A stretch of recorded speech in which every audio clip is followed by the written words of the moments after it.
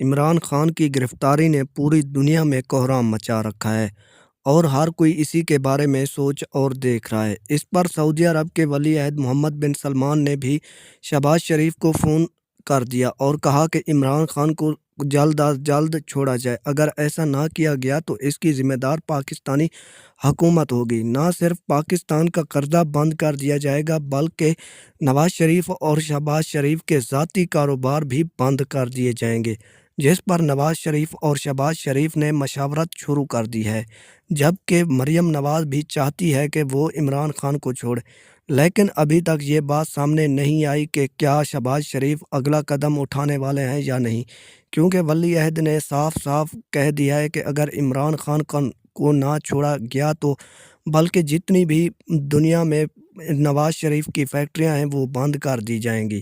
اس کے علاوہ جتنے بھی سعودی عرب میں کرپشن کے کیسز چل رہے ہیں ان پر بھی نواز شریف کو گرفتار کیا جائے گا اور سخت سزا دی جائے گی، جس پر مریم نواز بھی گرفتار ہو سکتی ہیں اور شہباز شریف بھی گرفتار ہو سکتے ہیں۔ ابھی شہباز شریف کا کوئی پیغام جاری نہیں ہوا جس پر یہ کہا جائے کہ عمران خان کو کب اور کیسے چھوڑا جائے گا۔ Thanks for watching. اللہ حافظ۔